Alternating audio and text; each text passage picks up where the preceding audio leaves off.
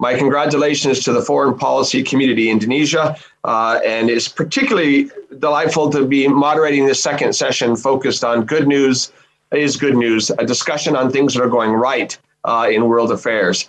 I think most of our viewers will be familiar with the old adages that no news is good news or ignorance is bliss. Unfortunately, in the interconnected world that we live in, we no longer have that luxury. We cannot ignore the world around us. We cannot ignore the developments around us. And many of them are deeply troubling, whether it is climate change, whether it is the pandemic that we've suffered, we're now wrapping up the second year of, whether it is the risk of conflict, of hunger, et cetera.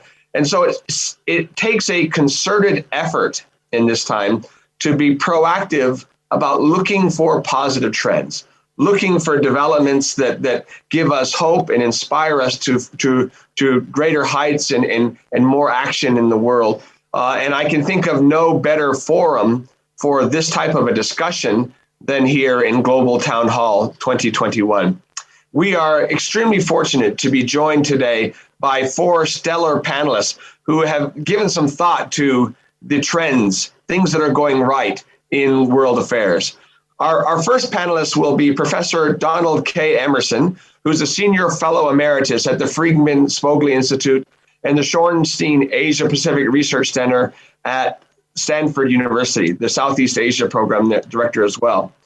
We also are joined by Professor Amitav Acharya, again, well known to the participants in the Global Town Hall and previous Foreign Policy Community Indonesia events. He's a distinguished professor at the School of International Service and the UNESCO Chair in Transnational Challenges and Governance at American University. Third, we're joined from Washington, D.C. by Ameshia Cross, a Democratic strategist and political commentator. Ameshia was one of the star and last year's Global Town Hall, and given all the changes that have taken place both in the United States and the world in the last year, we're very glad to have her back again this year. And joining us for the first time on the Global Town Hall stage is Dr. Kyungjin who is the executive director of the Innovative Economy Forum in South Korea, a country known for its optimism, its innovation, and good news in general. So again, thank you to all of our panelists. Thank you for this tremendous audience of, I understand, over 11,000 from over 110 different countries around the world joining us. Let us dive right in, and I'm just going to ask our panels in the order that I introduced them, Don, Amitav, Ameshia, and then Kyungjin or KJ, just to tell us, what are you focusing on that gives you hope? What are the trends or developments that haven't got enough attention or should have been paid more attention to that is good news that our audience might grab onto? Start with you, Don. You're going to have to unmute me. So all of our panelists, you'll have to manually unmute yourself as you're called there. Go ahead there. Okay, right, got that. All right, here we go. Where is my thing here? Yeah, you're unmuted. You're good, Don. You're ready. You're good to go. Okay. Okay, so my comments, for some reason, I thought I had, shoot, I'm sorry here.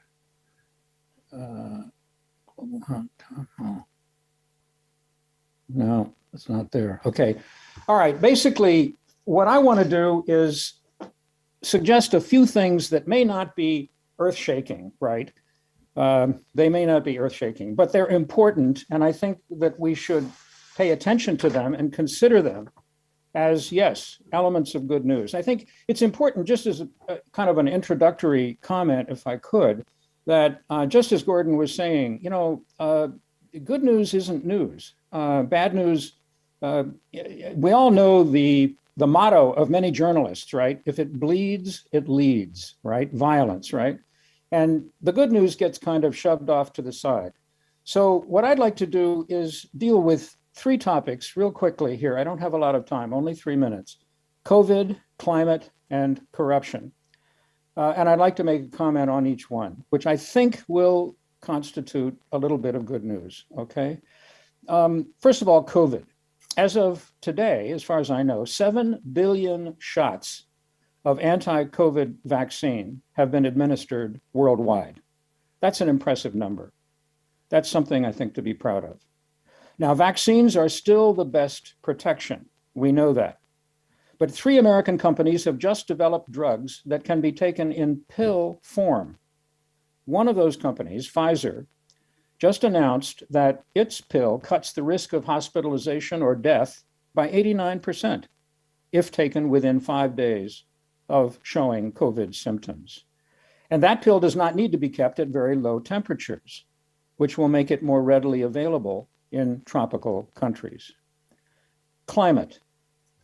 As of a week ago, more than 100 countries had joined an effort led by the European Union and the United States to slash emissions of the deadly greenhouse gas methane by 30% between now and 2030.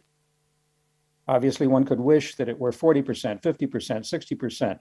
I'm not sure the higher you get, the less realistic the target becomes. But in any case, of the top 5 emitters of methane, China, the US, Russia, India, and Brazil, in that order, the US and Brazil are on board. They're committed. And I think we should hope that as the effort on methane develops momentum, China, Russia, and India will join as well. And last but not least is corruption. Crony capitalism spans the world, partly thanks to tax havens, where money can be laundered and taxes can be avoided. Just last month, 136 countries that collectively account for more than 90% of the global economy agreed to levy a minimum 15% tax rate on large corporations and make it harder for them to use tax havens. I might add that those tax havens include not only several Caribbean and European countries, but President Biden's own home state of Delaware. So those are the comments I'd like to make, and I look forward to the discussion. Thank you. Thank you so much, Don. Your 3 C's of COVID, climate, and corruption were followed by a 4th C, which is collective action. I thought it was quite striking that in all 3 of the areas you mentioned, your source of optimism, the good news, was in collective action in response to those things. And that's a wonderful way to frame our discussion. We're next going to go to Amitav. Amitav, in that impressive library behind you and all those books and your long years of experience, I'm confident that you found some good news for us as well. So over to you. Thank you. My first good news, and it's all, good news is very personal, as you know. But my first good news is the speed with which the vaccines against COVID were developed.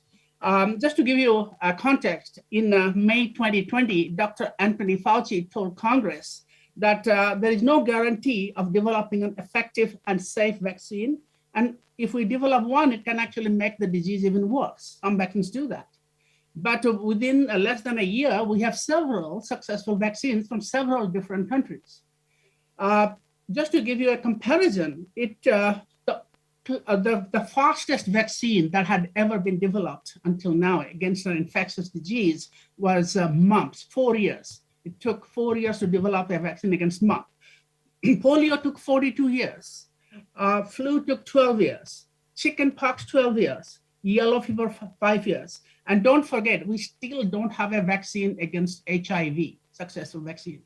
So the fact that we have this vaccine is really tremendous. Also, as related good news is that many of these vaccines have been developed by a multinational team. The Pfizer and Pfizer BioNTech vaccine, the BioNTech partners are actually is led by Turkish, German, Greek doctors and scientists. If you look at Moderna, an African American woman, Dr. Corbett, is one of the leading persons in National Institute of Health's effort to collaborate with Moderna. So that's tremendous. Also related to that is that, it's not just the Western countries that have developed vaccines. China and India have developed their own indigenous vaccines. India just got certified by the WHO in November, 78% effectiveness that many people have thought was actually, when it was first developed, it was a hoax. China has been not only developing, but supplying vaccines to much of the world, the largest supplier of vaccines to the world. So it's not just the West that is leading the vaccine. Not just the white people have led the vaccine, but also the rest has done this. To me, that is the fantastic news. I also want to say one more point. I wanted to talk about multilateralism, but I think it has been already discussed how Biden administration has returned the US to multilateralism. That's important. But let me also highlight the role of women leaders in fighting COVID.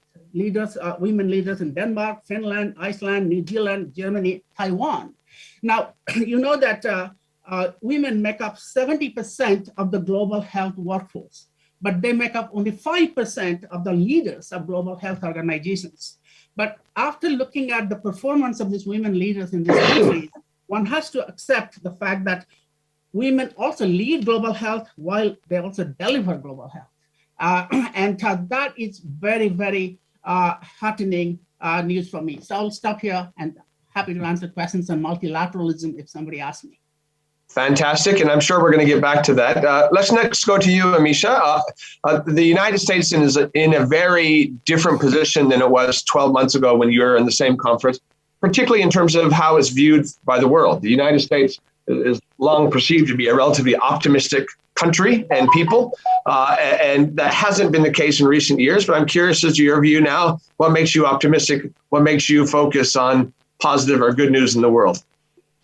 Absolutely. And, we couldn't talk about the U.S. without first talking about the fact that just a year ago, we were not only in a much different position in terms of COVID-19, we were also in a much different position as it relates to leadership and having in Donald Trump a isolationist leader, someone who did not want to work with foreign nations, someone who didn't even really want to have conversations or meetings with our long-held allies.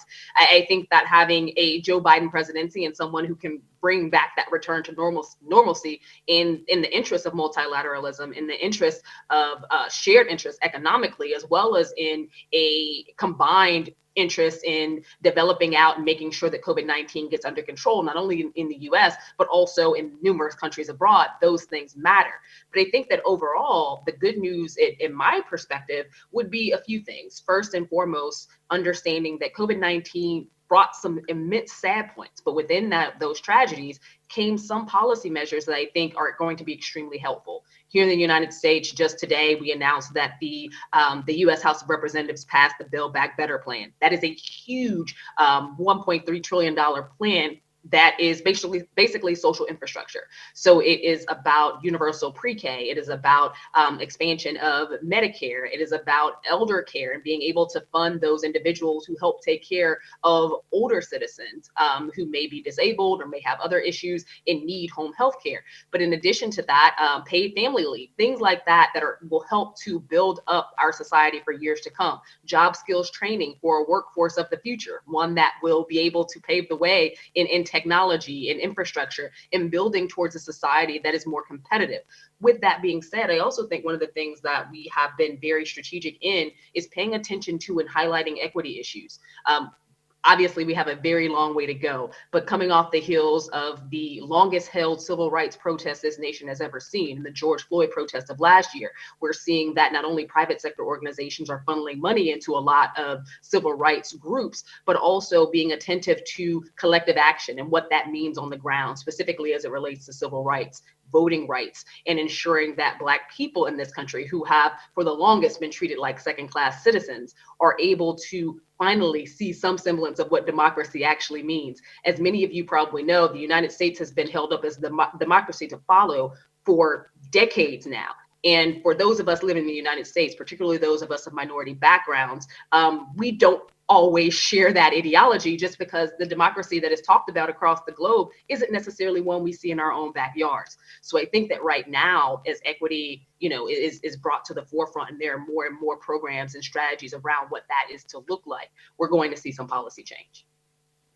Thank you. Fantastic. Appreciate that. KJ, we're going to go over to you. You've had a long career in government, leading the Institute for Global Economics and so, and now from your current perch, you're looking at some of these broader trends in a society that is known for innovation, that is known for becoming outward looking. I'm curious, looking at this topic from Seoul, what is the good news that's got your attention?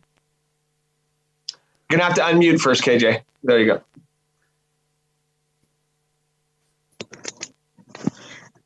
Thank you. Well, I certainly agree with the three previous panels about the global action against COVID-19, but we must not be complacent, as only 5% of people in low-income countries have received at least one dose so far. We still have a long way to go before the majority of people get shots. So from my perspective, the global good news in town are first, the US-China summit was held. Second, COP26 outcome. COP26 was not a total failure. It was a partial success, at least. And third, we've seen the huge advancement of science and technology. And thanks to that, we were able to develop the vaccines in the shortest period of time in history. And the last, we have the young people, which are the most valuable asset and resources of the world. And all these four points are interconnected. First, on the US-China summit, well, many experts say the Biden summit did not produce much. But the fact that they met is the most important thing. And I think it's a step forward toward progress, toward manage the competition. You know, experts can bring up brilliant ideas, but they do not have the authority to make a decision or agree on solutions. It's only the leaders that have that authority and power. So it's always important to keep, pushing and supporting the leaders to meet and talk and find solutions through talks. Nonetheless, I think the leaders, in my view, will likely escalate rhetorical exchanges as they have their own domestic political audience, especially until the US midterm elections next November and the China's 20th Party Congress around the same time. And second, on COP26, again, a slow progress is better than no progress. Keeping global warming below 1.5 degrees Celsius pre-industrial level, coal power will be phased down, recommitment to assistance for capacity building of developing countries, technology transfer, and advanced countries to fully deliver on the $100 billion goal through to 2025, which was originally to be met by 2020. What we now need is not more pledges and commitments, but delivery. We must walk the talk now, immediately. And third, the advancement of science and technology. I think we must make good investments in science technology. It can help us with achieving the carbon neutrality goal with a breakthrough of carbon capture, utilization, and storage technologies. Development of more competitive carbon capture, utilization, and storage technologies are underway. Once developed, affordable, and put in wider commercial and public use, it will drastically reduce carbon emissions from large emission sources such as fossil power plants, cement plants, and steel production plants. And I also think international collaboration in science and technology is very important, and it should be done in a way to support and strengthen resilience of global supply chain in rules-based order. And lastly, the young people. Well, it was the young people that drew the global attention to climate change with urgency.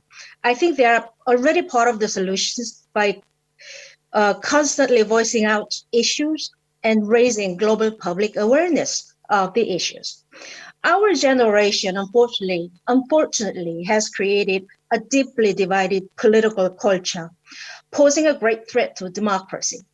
I think we need to solve the problem together with the youth in order to patch up the pieces and mend the wounds for a better future. Democracy and our future depend on us and the youth. Thank you. Thank you so much, KJ. I appreciate that.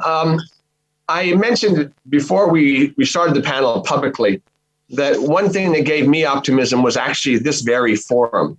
The Foreign Policy Community Indonesia, our host, started doing a large conference on Indonesian foreign policy in Jakarta way back in 2015. And when I first attended it, I described it to friends afterwards as a mix between a policy discussion and a rock concert. And the reason I mentioned rock concert is because there was so much energy in the room. And all those who are watching this today around the world and those who have interacted with Indonesia recently will know that there's this remarkable demographic trend of young, hungry individuals.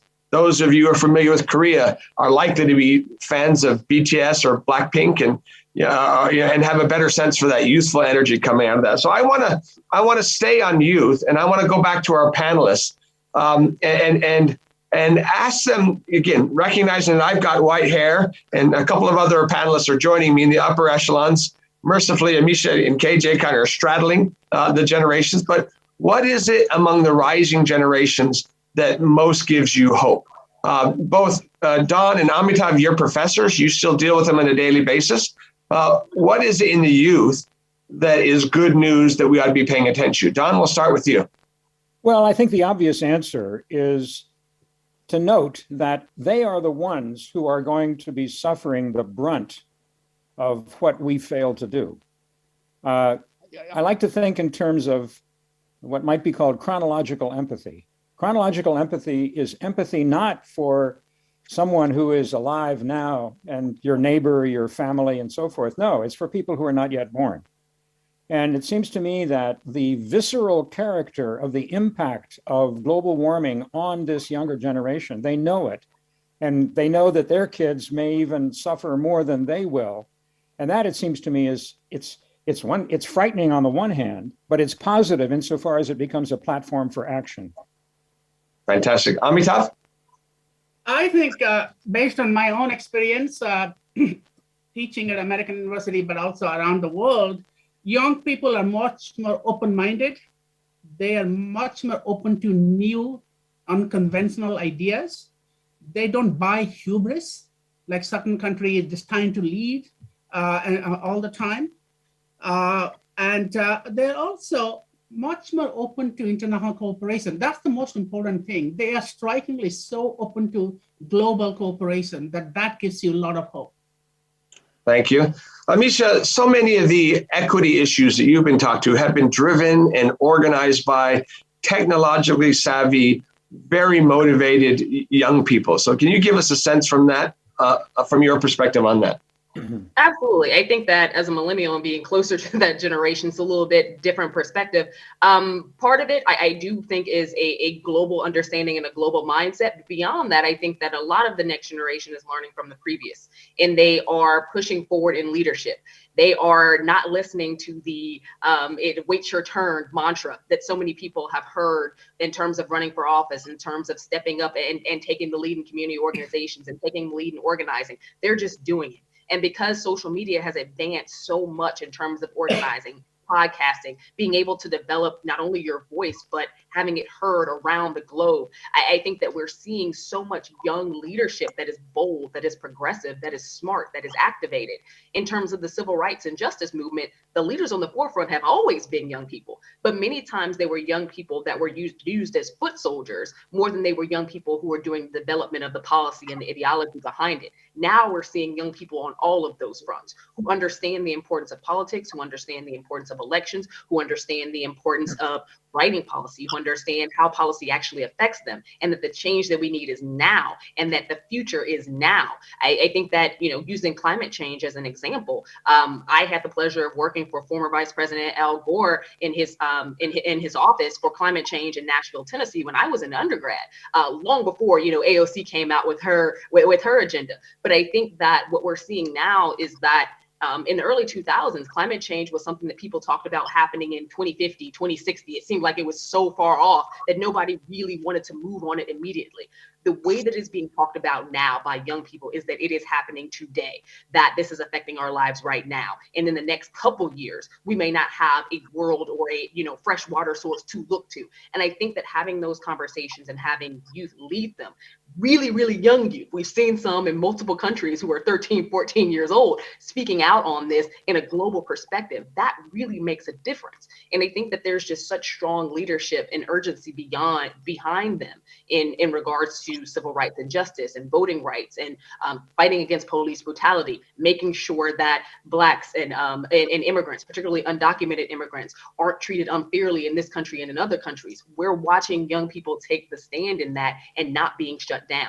The fear that some people have in talking about those issues, many of the next generation just don't seem to have. And I think that that's something that we should all be extremely proud of, because somebody raised them right. Oh, spot on. Thank you. KJ, I know you raised this first, but I also realized that Korea is a country that was long defined by its Confucian hierarchy is an older country, and in a remarkably short period of time, it's become defined by youthful energy. So I'd welcome your insights on anything else you want to add. Yeah, I just wanted to add that, you know, some adults say these young people only talk. They do not provide solutions. They only do blah, blah, blah. And I don't think that's fair to say to the young people. Just by raising the voices, they've done their share of, job. And I think these new technologies, they have this advantage of conveniently using these new technologies through which they can reach out to the world, to various groups and to various people. And they can engage in political activities at the community level, national level, and international level as well. So we need to bring them in the scene and support them and work together with them. Thank you. Appreciate that. I'm going to remind everyone watching, in a couple of minutes, we're going to be going over to a question and answer period. You can submit your questions to the panel. Our colleagues at the Global Town Hall will be passing them through to me. But we want to make sure that we get insights from around the world. This is truly a global town hall, and I'll try to get to as many countries around the world to get perspectives that we might have missed, even given the breadth of the panel that we've got here. Now, going back to the panel, in your initial remarks, I noticed there was two broad categories of areas of optimism. One was the collective action, right? The international. Countries working together on everything from climate change to broad international negotiations, to anti-corruption, to COVID responses. And the other, it touched on as well, was the kind of the grassroots led, what's happening internally in societies, right? Because ultimately, our collective action is only as strong as our internal foundations. And so I wonder, not necessarily in your own countries, but if you look around the world, there has been a narrative out there about information society tearing societies apart, the decline of democracies, right? Increasing, the damage done by social media. But I want to have a better understanding of that underlying societal foundation, right? That really is the foundation for our larger collective action. What are positive developments internally in societies? And Ameshia started us out here talking about things that you wouldn't normally think about in terms of equity movements. We've seen, whether it is kind of the social voices of world sport in the last several days alone, or a number of other issues where people are speaking out on a grassroots level that makes sense. But I want to get your input as well. And just let me, this is for the whole panel, let me know if you have a specific response to that. Amitav, we'll go with you first. Yeah, I think you mentioned the term collective action, and that's very important because that's a very misused, abused term. We heard that in our previous panel where, representatives from China, United States, and Australia all try to glorify their own countries. Collective action doesn't mean that only US should lead or China should lead, but I call it G+. It's not governments, but governments plus, social movements, non-governmental organizations, international institutions. And this is not G1, G2, G7, G20, this is G+. And in that sense, I personally feel that the good news is that the youth in many countries, I have taught in about 7 different countries. I've taught in US, Canada, China, Singapore, South Africa, and Japan and Hungary. one consistent thing among the people is that everybody wants their own countries, their own regions to be part of the global leadership. They do not want the United States to always lead in every area. They want the United States also to be led. They don't want China to lead in every area. They also want China to be led. So can we create collective action based on what I consider the legitimate aspirations of the youth that actually gives everybody a chance and shared leadership? Now, it's not going to be easy, but I think that's what the world wants. And I think we should be able to get there with a bit of a reform of the current system of multilateralism and just reviving multilateral institutions like UN and to say NATO is not a multilateral institution, it's an alliance. We need to create new multilateral institutions where people participate, and social media gives them access to that participation. Social media a lot of damage, but social media makes everybody a global governor. Everybody can have a say in how the world leads to an extent that we have never seen in the history of this world. Yeah, if I could comment, I mean, I think there is a risk of romanticism here, which we should try to avoid. One might think of a tipping point. Now, this is not, unvarnished good news. It's news that could go either way, I suppose. And that is, we've already seen here in Silicon Valley, I remember vividly when I first came to Silicon Valley, one of the buzzwords was liberation technology. This was at the time, the square in Cairo, right? There seemed to be democratic revolutions springing up around the world, taking advantage of social media. And we also then learned after that, oppressive regimes can also use the technology.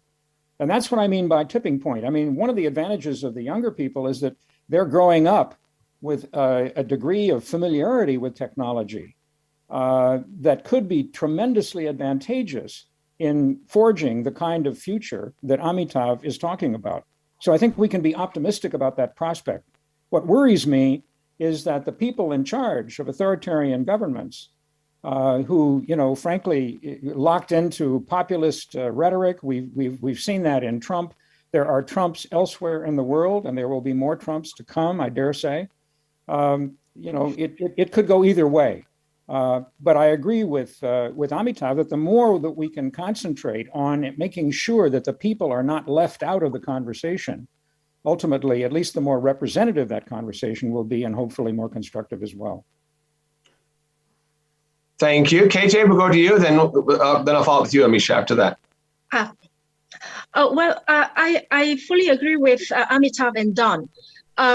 Representation is important, but at the same time, effectiveness and leadership is also important. If you are to be as inclusive as possible, you need a very strong, effective mechanism working within the setup, and also a very strong and reasonable and logical reasoning leadership. I think that's my point. Thank you. Ameshia, you kind of started me along this line looking at it. Can you go back to that question of what developments on the societal foundational level? Because in the end, like it or not, most of the world continues to look to the United States for leadership on a lot of these issues. And over the last several years, that's come into question. And even while things may be improved now, there's still considerable anxiety about the strength of the U.S. foundation on many of these issues. So your insights. No, absolutely. And I think that some of that worry or some of that angst is very well founded. Coming out of 4 years of a very tumultuous, I would say, authoritarian slide, I do take issue with, I think it was Professor Emmerson who kind of put America in there with authoritarianism. We're not an authoritarian regime. We are a democracy, and we're one under Donald Trump. He just was a little bit on another scale. But I think that we do have to be very cognizant of the fact that America has led in a democracy that on its face was shiny and rewarding and sparkly to the rest of the world. But here in America, if you were a person of color, if you were a person of a religion that was not Christian, if you were LGBTQIA, if you were someone who was an undocumented immigrant or someone who was a documented immigrant in this country, for generations, you have not been treated or even brought into democracy as it is told to nations abroad who look to us. So I think that from that perspective, and being somebody who's a person of color who sees that we're still fighting the same civil rights movement in 2021 that MLK died for in the 60s, there's a lot of frustration around the ethos that is America that is not necessarily seen by communities of color or impoverished Americans or underprivileged groups or any diverse person in this country. With that being said, I also think that America has a democracy that's always in movement, always in motion, and always trying to perfect itself. And ironically, at this point, I think that we are one, January 6th insurrection away from our democracy teetering on disillusionment entirely. With that being said, America does deserve, in some senses, side eyes from other nations, particularly, again, relating back to the fact that our country has, for the longest, presented itself as the leader in democracy around the globe, meanwhile having some very significant issues inside the country in and of itself. Our two-party system, for instance, there are many ways in which that system fails both Democrats and Republicans. And at this point, I think in our nation's society, when it comes to civil rights, when it comes to how we treat our immigrant population, which is such a vast and important group to this country and its progress, we are at a precipice where we have to do better. We have to do better in education, healthcare, housing, making sure that these individuals actually have a slice of the pie, have a piece in the society that they have long been a part of. Black people have been in this country since before it actually became America, and to still be fighting for basic rights to life, basic rights to equal education, basic rights to live and not be shot in the street like dogs by cops and vigilantes. It's one of those instances where I feel as though our democracy is one that is seen in two different Americas. If you're in white America, you view this as the greatest democracy of all time. If you are in America where you are a hyphenated group, African American, Latino American, again, LGBTQIA, then you see America in a very different type of schism. And with that, I think that when you're talking to nations abroad, Black people don't go abroad and talk about America in the way that white people go abroad and talk about America, because our experience is not the same. And I think that we do have to take that into context when we are sharing the greatness of America. I still think that this is an amazing country, but an amazing country with many, many flaws that we are still working through to this day. Ameshia, your comments remind me of a speech that was given about 4 or 5 months ago by the U.S. Secretary of Defense, Lloyd Austin, who traveled to Singapore. He delivered what was called the Fullerton Lecture there. And he gave a broad speech about the security environment in the Indo-Pacific, et cetera. But the thing that I think most stood out to the Southeast Asian audiences is when he talked about his own experience as a Black man facing discrimination in the United States, and then went on to very vocally condemn anti-Asian racism that was taking place at that time in the United States. And again, some people looking at geostrategic issues may not have focused on that, right? But it's very rare for a senior representative of a country to come out and openly say how embarrassed he was by the conduct of the citizens of his country, right? And that is in stark difference to many other countries around the world who would not have done that. So in weakness, there is some strengths in terms of wrestling with that, including your own presentation. Hey, look, we've got a number of questions that are coming in. And we've only got less than 30 minutes left for our discussion. I do want to come back to Amitav's broader questions about multilateralism, but I think I'll tie some of the questions into that as we come back around there. For those of you who are still watching, please feel free to continue to funnel your questions through. I'll get to them as quickly as I possibly can. This one goes back to the youth. It's a question that comes out of from Rajveer in India. He asks, how can groups of youth from different backgrounds be connected together and realize that the problems that they're working on is collective, right? And they're all working it together. And so this is really a question of collective action internationally and youth. And so I'm going to put this back to the panel. What trends do you see in terms of youth working together via technology, via networks, and collective action to make a difference, not just in their own societies, but globally? What has inspired you on that front? And maybe we'll go backwards on this one. We'll start with you, Ameshia, then we'll go KJ, Adana, and Amitav in that regard. So, I think the best examples of that would probably be Black Lives Matter, which is obviously an international movement. There is a BLM International in which the global entity takes on various nations with chapters in many countries abroad as well, who all came together during the George Floyd protest. Even though he was a U.S. citizen, we saw that protest and that level of organization happen around the globe with a lot of cohesion, a lot of understanding as to why it was extremely important. In addition to, I'd probably add the environmental movements. A lot of that has been carried on via social media and social media engagement, days of action where you'd have organizations come together from across the globe to basically elevate awareness, talk about the different lessons that they were going to teach and the different groups they were trying to reach in the process. I think that social media helps to amplify a lot of this. But in terms of organization in and of itself, young people have an ideology that the issues that we face are always global. I don't think that there is a young activist in America that feels like the issues that they are fighting for are only issues that affect Americans. They are looking to link. And I think that, again, to social media's credit, there are so many things that they're getting thrown under about, particularly Facebook right now.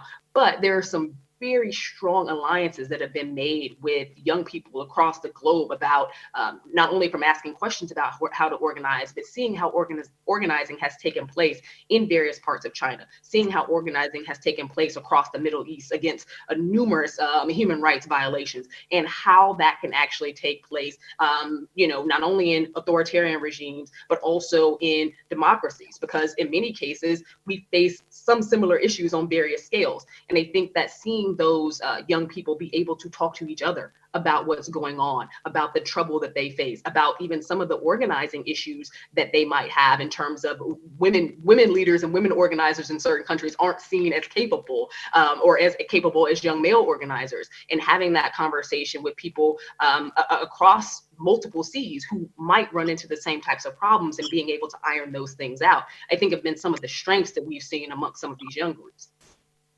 My children regularly remind me that Facebook is for the old and the problems of Facebook are caused by the old, but that's another story altogether. I would also note that I live in Perth, in Australia, which is the farthest city on the planet on land away from Washington, D.C. And yet there was some really, really inspiring Black Lives Matter protests here in Perth. And so it truly is global, as you suggested. KJ, over to you. Yes, climate action is a very good example. And Black Lives Matter also was a big scene in Seoul, Korea, believe it or not. And in Korea, the leader of the opposition party is a young man who does not have a constitutional right to run for presidency. So he mobilized his support through social media. And there are many advantages you can take by using social media. But at the same time, social media can be very dangerous, amplifying, fake news, misinformation, and undermining democracy and its system. So we must pay attention to this negative side effect as well. Thank you. Don? Yeah, I agree with KJ. I think there is a downside we should be aware of. Well, I can give you lots of examples, but they're all basically based in universities. Some years ago, for example, students at Stanford got it into their minds that it would be nice to create something called a Southeast Asia Leadership Network. Maybe the term leadership relates to their ambitions. I suppose it does in some ways. But they organized trips to Southeast Asia in both directions across the Pacific, and they were involved in a variety of social action activities in Southeast Asia, in poor communities and cities and so forth. I could go on. And there's actually another group of high school students, which has just come up quite recently, earlier this year, that are trying to do the same thing. That is to say, Southeast Asian high school students, and also in North America. I do want to, however, perhaps more in the spirit of what KJ just said, caution a little bit. I mean, I believe that the responses to global warming and the responses to COVID-19, other things being equal, are going to mean an enlarged role for the state, not an enlarged role for youths out demonstrating in the streets. These are cockpit problems. They require expertise, right? There's a natural tendency to deal with them from the top down, not from the bottom up. And so it's important that we think in terms of whole societies and not just reduce this to an elite game. And in that regard, yes, I think the younger generation is able, particularly through technology, to bridge the distances between countries. Fantastic. Amitav, last word on this topic. Yeah, I Gordon, you were living in Perth. I actually studied in Perth in the 1980s. So I spent 4 years there. And I remember me, along with my friends, young friends, I was in my 20s, protesting against apartheid and against South Africa apartheid. And I have seen young people, this is nothing new, young people protest against nuclear weapons. So there's nothing new about the youth taking on a cause, but what has empowered them? And here I go back to, I slightly disagree with my colleagues when they say social media has, of course, fake news and negative implications, but the overwhelming fact is that it is going to stay. It's not going to go away. We have to live with social media.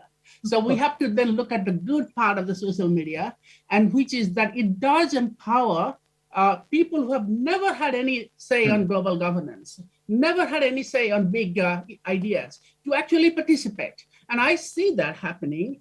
I'm not talking about organized movements. The Black Lives Matters is actually an organized movement in many ways. It has chapters and sections. I'm talking about things that come up from the bottom, organically, spontaneously.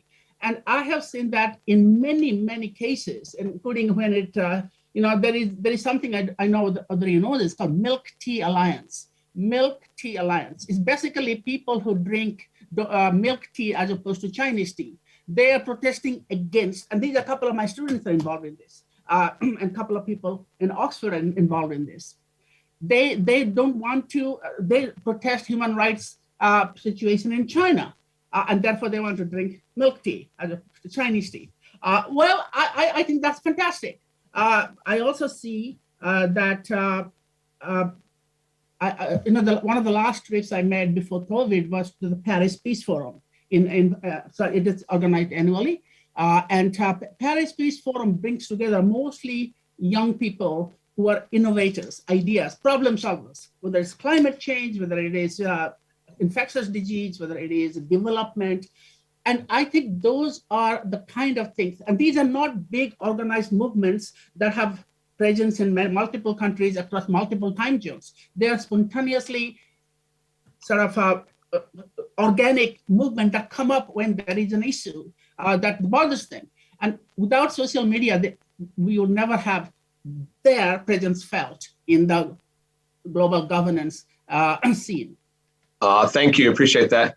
The next question comes in from Bangladesh, from Karim. And I had to look it up because I don't quite understand it. So I'm hoping somebody else in the panel is familiar with this. And you questioned about what the future was for regenerative value creation. And I looked it up, and obviously I think it's referring to a much more environmentally correct way of creating value in terms of our economy. But it's part of that broader trend, I guess. Is there something that you see optimistic about the way our economies are trending? Has COVID, has climate change, has environmental degradation caused us to kind of think differently about industrialization, about the way we build our economies? And that probably best goes to you, KJ. You've spent a lot of time working on this. On the previous question, I have no different views, no disagreement with the colleague panelists. And we should welcome and share the engagement of young people. And on this note, can I suggest the Global Town Hall make a session of the youth, by the youth, and for the youth next year? And on this question, I don't think I have an answer, but can I share a case going on in Korea relating to the climate issue? The nationally determined contribution carbon targets sometimes wreak havoc, unintended, on its neighboring countries. So I think it's important and necessary to have regular information exchange and consultation mechanisms among the neighboring countries with regards to consequences of the nationally determined contributions, both positive and negative. For example, Korea is currently going through a urea water solution crisis. as a consequence of a byproduct of China's 30-60 plan. China aims at carbon emissions peak by 2030 and carbon neutrality by 2060. So they reduced coal production, resulting in power shortages in China and the shortage of urea water solution in Korea, because Korea imports almost 98% of urea from China. Of course, Korea also has to reduce the embarrassingly high number of diesel cars still running at 38% of all vehicles. Thank you. You caused me to think of a positive trend. And again, I'm not sure I have my head around this notion of regenerative value creation at its core, but the broader construct is a really interesting one. It's that a decade ago, a lot of people were concerned about peak oil. And when they said they were concerned about peak oil, they were concerned about the peak production of oil. And the assumption was the oil prices were going to go through the roof because there was no more availability. Then all of a sudden, new technologies came and generated fracking, a whole bunch of other things. So we're flooded with oil right now. And then all of a sudden, something else happened, which was quite remarkable. And I think this might highlight one of the good news things is we hit peak oil demand. And so demand for oil continues to drop. Just as the way we've already hit peak coal demand, the demand for coal continues to drop. And so with some particular country-specific things, in most of the world today, utilities or large firms are not willing to invest 30-year investments in technologies they know that no longer are acceptable to a public. So where young generations are able to choose, they tend to be choosing more along the lines of regenerative value creation. And I think that kind of fits in there. Ameshia, did you have something you wanted to add to that? I saw you. Yeah, I was going to say we're watching a lot of the effects of this, not only through supply chain issues, but also through global issues as it relates to some of the industries, as you spoke of, that are now not as in demand anymore. We know that coal isn't for a large section of the developed world, but also that as it relates to gas production in and of itself, we found alternative methods. The United States, sadly, is still one of the largest consumers of gas in general. But with that being said, the move towards more electric vehicles, the push towards tax rebates for those who invest in them, and trying to get more and more people on board with the public transit systems, ways in which they're trying to help to reduce not only the carbon footprint, but also to the reliance on oil that the United States happens to have as not a big producer of said oil. So I think that as we look at our natural resources, not only in terms of oil, but also in terms of water, and to some of the comments earlier, water issues aren't only things that are affecting the developed world. We're also seeing it in much of, or the underdeveloped world, but we're also seeing it in much of the developed world. Here in the States, we have the state of Mississippi, we have places across Kentucky, we have places across this country where public schools now are being shut down as of this week because they do not have running water, still with the midst of the backdrop of the COVID-19 pandemic. So in the richest nation on earth, which is the United States, we still have significant water problems in various regions across the country. And I think that as we move towards a better understanding of our natural resources, of trying to be as energy efficient and as protective of Mother Nature as we possibly can, going into this new iteration of environmental awareness, we also have an understanding that there are policy issues that have to make it to the forefront that aren't things that are way in our distant future, 2050, 2060, but are right here, right now. If I could comment. Yeah, go ahead, Don. Sorry, really briefly, I don't know what regenerative values means either, but I can guess. We live in an Anthropocene, right? That's the name of the era in which we are living in. Because of the damage, the influence that Americans and countries all over the world, human beings, have had on the environment. And so presumably there's something here that says, what really matters to us? What is important to us, right? In the speech by Wang Yi, which I think some of you may have heard before earlier in the Global Town Hall, Wang Yi said, and I quote, "Development holds the key to all problems," unquote. Now, a regenerative value approach to that statement would say, wait a minute, perhaps mitigation of global warming holds the key not to all problems, but to many problems. Perhaps adaptation to the environment not an emphasis on personal consumption. I mean, we still use the GDP, right? A regenerative value situation would say, why are we using the GDP when, garbage is added to the GDP? There's no ethical content there whatsoever. And there are a lot of different measures of development which emphasize not just, development in terms of how much you can spend, right? But development in terms of your adaptation to your environment and the survivability of the environment, and therefore the survivability of you and society and so forth. That may be what he has in mind. And if so, I am in complete agreement with that notion. The New Zealand Prime Minister, Jacinda Ardern, was famously quoted as saying, using GDP as a measure of economic success or societal success is like using chewing as a measure of your health, right? Chewing is just what you do. It's really the nutrition you get and what you're eating that matters. But it's a remarkable comment. I appreciate that. Hey, look, we've got another question in from the Philippines that's going to get us back to kind of the broader multilateral vision that Amitav laid out. This is from RJ. He says, with the current state of our world's political economy, what more constructive and collective action should the already existing world need to improve?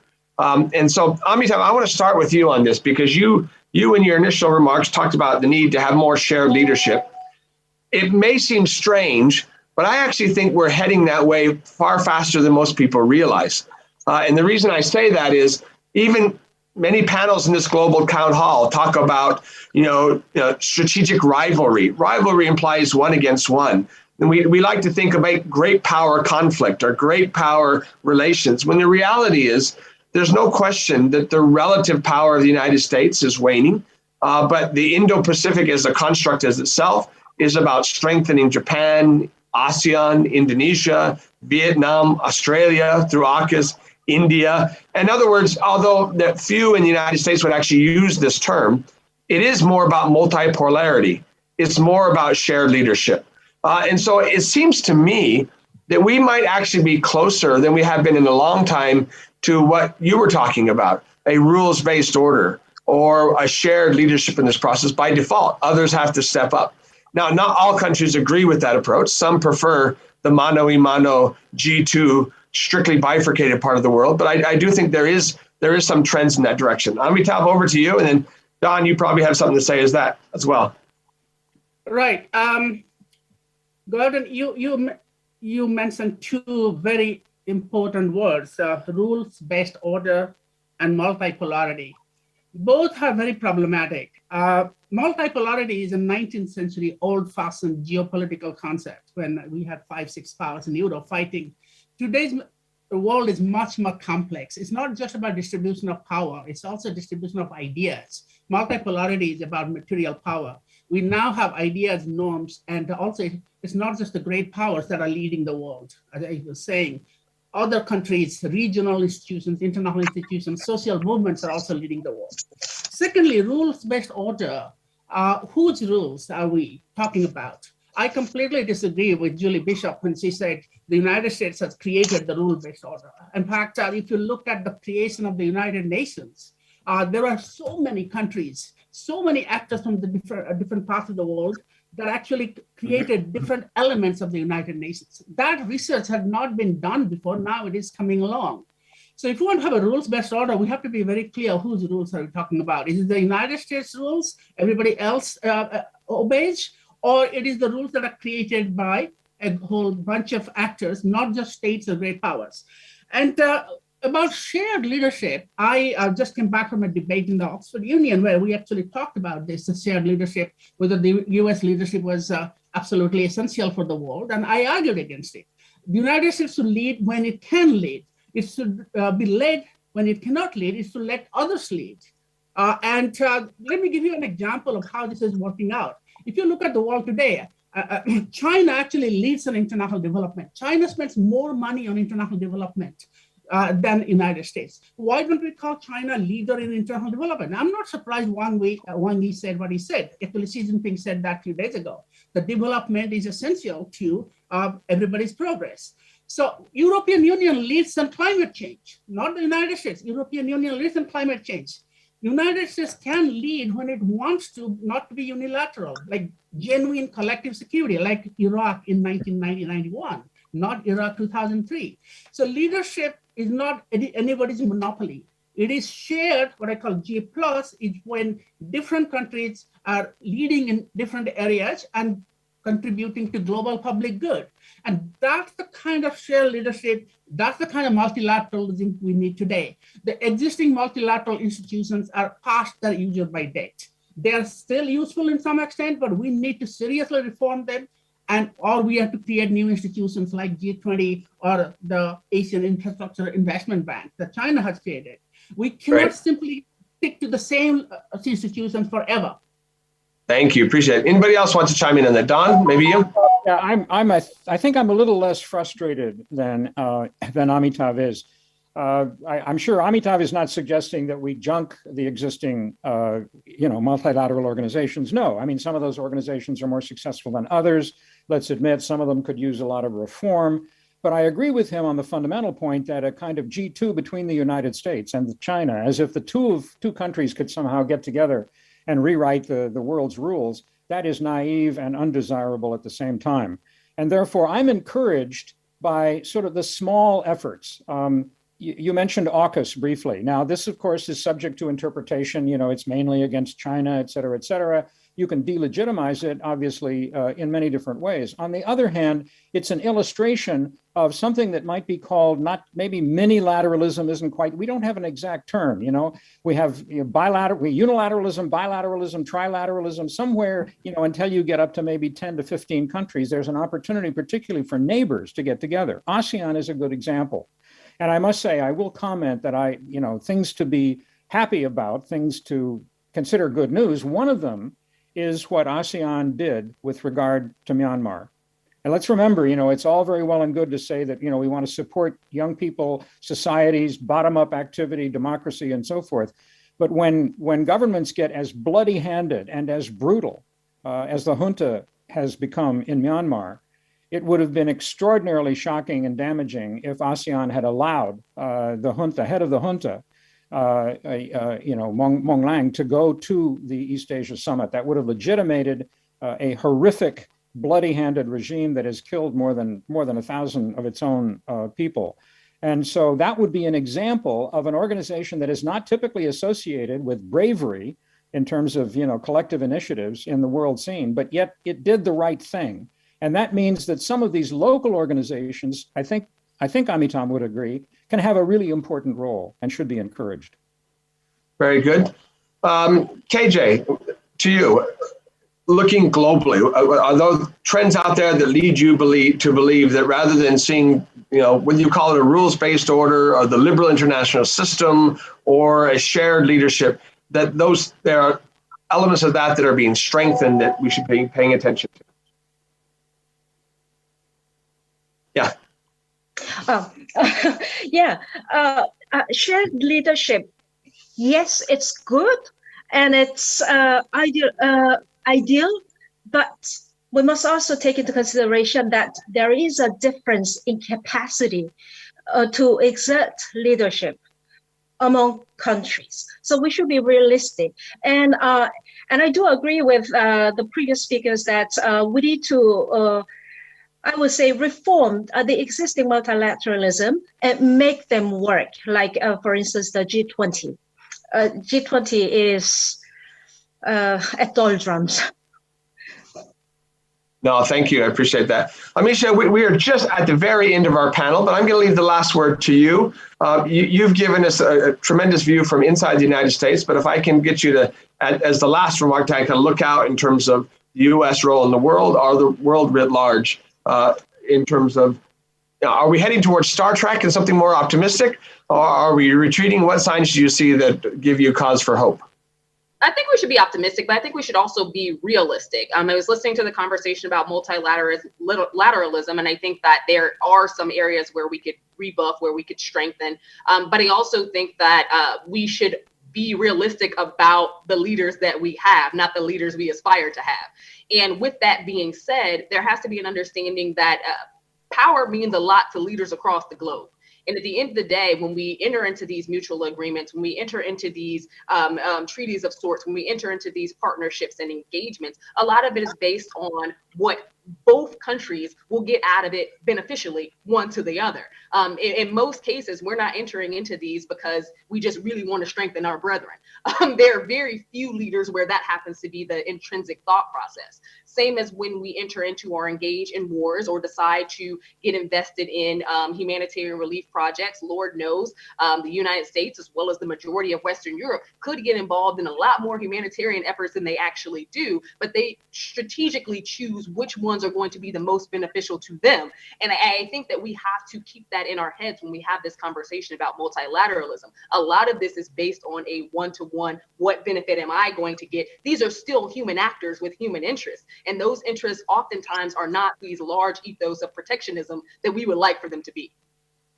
Oh, thank you. We are really at the very end of our time here, but I very much appreciate this panel. It lets us know that even, again, 2 years into a global pandemic, even with growing anxiety of potential arms races, geopolitical, geostrategic, geoeconomic tensions around the world, that there is cause for hope. There are trends that we ought to not only pay attention to, but encourage as we go forward. I will say, as I said in the outset, this global town hall itself is cause for optimism. The fact that there are 10,000 people in 110 different countries willing to give up part of their Saturday or in the case of you, Ameshia, late Friday night to join in this conversation gives some hope for collective action on this process going forward. On behalf of Dr. Dino Padi Jalal, the Foreign Policy Community Indonesia, Global Town Hall 2021, my thanks to Professor Donald Emmerson, to Professor Amitav Acharya, to Ms. Ameshia Cross, and Dr. Kyungjin Song. Thank you all, and thank you all for joining this panel. I hope you stay for as much of the Global Town Hall as you can. Thank you. Thank you. Thank you. Thank you. Thank you. Good night, Don.